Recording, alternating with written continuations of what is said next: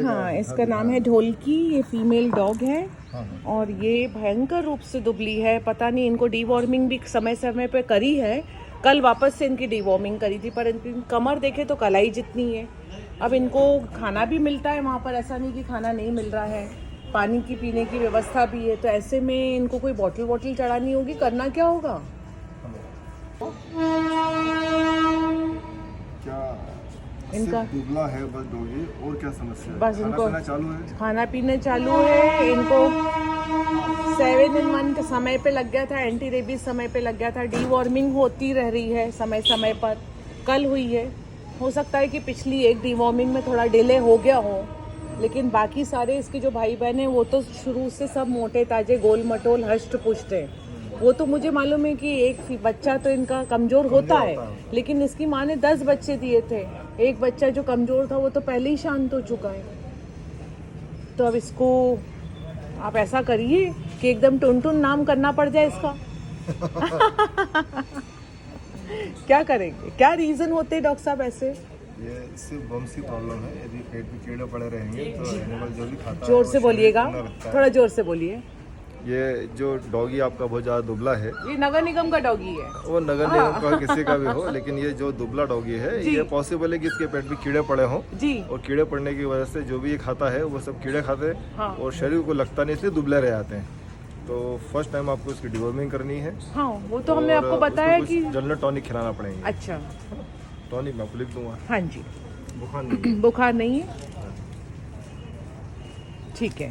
तो यदि ये डॉग खा पी सब बराबर रहा है, हाँ तो इसे किसी भी तरह की बॉटल या इंजेक्शन की आवश्यकता नहीं है। जी, तो अभी इनको थोड़ा सा भोजन खिला के आपके सामने दिखा दें क्या? हाँ, मेरी कार में भोजन है। हाँ, खा रहा है तो कोई दिक्कत ही नहीं है। एक सेकेंड, आप इसको होल्ड करेंगे? नियम पे रहे थे।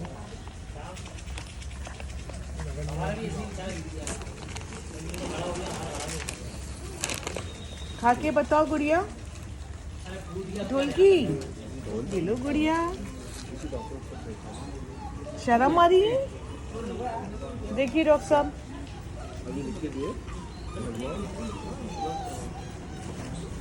कहीं ऐसा तो नहीं कि भूख लगने की दवाई भी देनी होगी? एक मिनट। अभी इसने खाया कि नहीं खाया? जी, खा रहा है कि नहीं खा रहा है? नहीं खा रहा है ना? हाँ, तो कुछ इंजेक्शन कोर्स लगवा देते हैं। हाँ, किस चीज के कारण होता है ये? तो यदि ये नहीं खा रहा है तो अपन इतनी आसानी से पता नहीं कर सकते कि क्या समस्या है, क्योंकि ठीक है। टेम्परेचर नहीं है। हाँ, लेकिन पॉसिबल है कि इसको कुछ ठंड लग गई हो, ठंड का मौसम चल रहा है, खुले में रहता है, ठंड लग गई हो, तो अपन इसको एक एंटीबायोटिक कोर्स और मल्टीविटामिन इंजेक्शन देके देखते हैं, उससे आराम मिलेगा। ओके।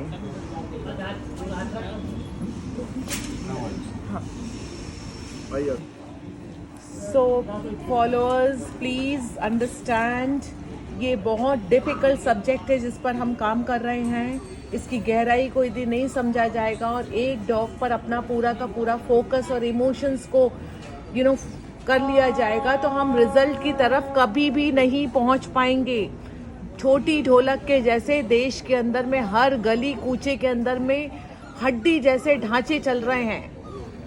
इन जानवरों की देखरेख करना सामूहिक जिम्मेदारी थी, लेकिन सिर्फ जो दयालु नागरिक हैं, जिनके मन में इन जीवों के प्रति भावना है, वो लोग इनके लिए जो हो सकता है कर रहे हैं, और बाकी लोग हाथ पे हाथ रखे बैठे हुए हैं। इन हाथ पे हाथ रखे लोग यदि सोची कि उनकी नजरें बदल जाए, उनका दिल बदल जाए, तो इन जानवरों की मदद करने के लिए लाखों लोगों की भीड़ लग जाएगी।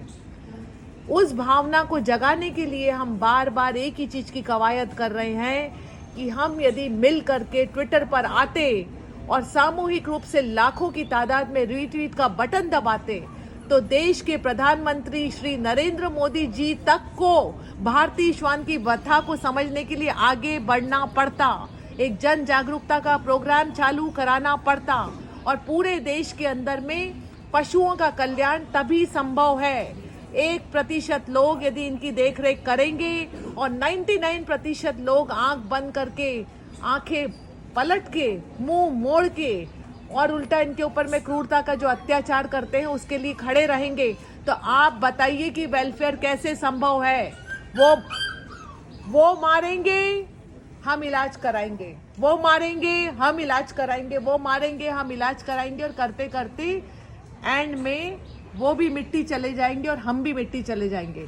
सॉल्यूशन पे काम करना है तो जन भागीदारी के लिए आवाज उठानी पड़ेगी, अवेयरनेस के लिए आवाज उठानी पड़ेगी।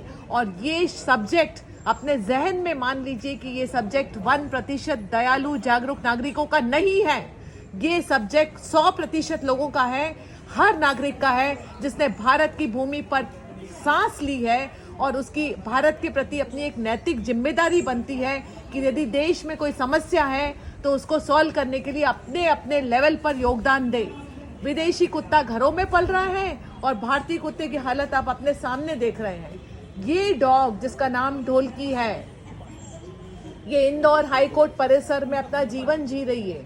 आप बताइए, वहाँ हजारों लोगों का रोज सुबह से आना होता है, हजारों लोग आते हैं, हजारों लोग जाते हैं।